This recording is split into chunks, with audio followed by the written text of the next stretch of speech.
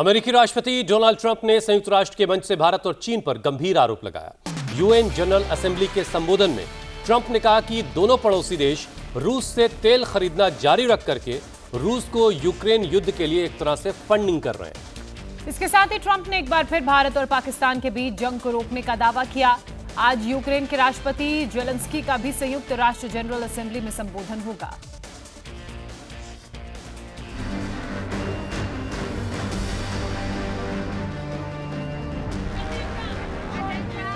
अमेरिकी राष्ट्रपति Donald Trump अपने दूसरे कार्यकाल में पहली बार यूएन जनरल असेंबली के मंच पर मुखातिब थे। अपने भाषण में उन्होंने रूस और यूक्रेन युद्ध का जिक्र किया और आरोप लगाया कि चीन और भारत रूसी तेल खरीदकर यूक्रेन युद्ध के फंडिंग करने वाले प्राइमरी फंडर्स हैं।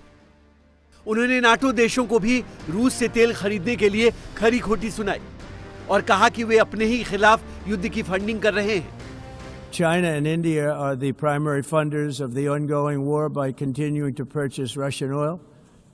But inexcusably, even NATO countries have not cut off much Russian energy and Russian energy products, which, as you know, I found out about 2 weeks ago, and I wasn't happy. Think of it. They're funding the war against themselves. I ended 7 wars. Trump ने संयुक्त राष्ट्र के अपने भाषण में Israel, Iran और भारत पाकिस्तान समेत 7 युद्धों को समाप्त करने का भी दावा किया। ट्रंप ने कहा कि दुनिया में जारी 7 जंग रुकवाने की जिम्मेदारी संयुक्त राष्ट्र की थी, लेकिन ये काम उन्हें करना पड़ा। I ended 7 wars, and in all cases they were raging with countless thousands of people being killed. This includes Cambodia and Thailand, Kosovo and Serbia, the Congo and Rwanda, a vicious, violent war that was, Pakistan and India, Israel and Iran, Egypt and Ethiopia, and Armenia and Azerbaijan. It included all of them. No president or prime minister, and for that matter, no other country has ever done anything close to that. And I did it in just 7 months.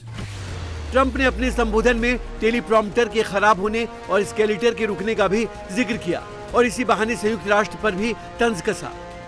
दरअसल Trump के भाषण शुरू होने से पहले teleprompter काम नहीं कर रहा था और उनके यूएन बिल्डिंग में प्रवेश करने के बाद स्केलेटर भी रुक गया था।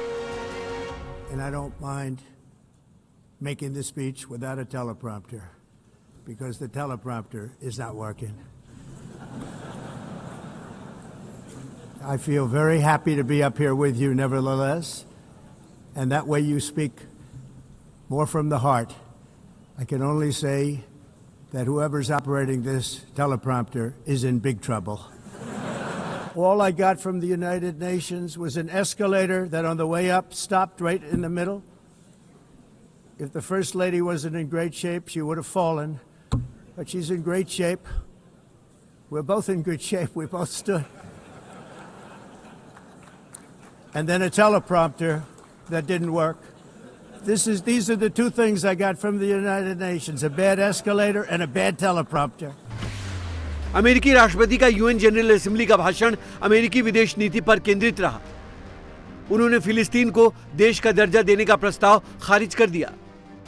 भाषण में ट्रंप ने अपने शासन की उपलब्धियां तो गिनाई ही, अपने पूर्व के बाइडेन प्रशासन को भी जमकर कोसा। साथ ही नोबेल प्राइज पाने की अपनी इच्छा भी फिर से दोहरा दी।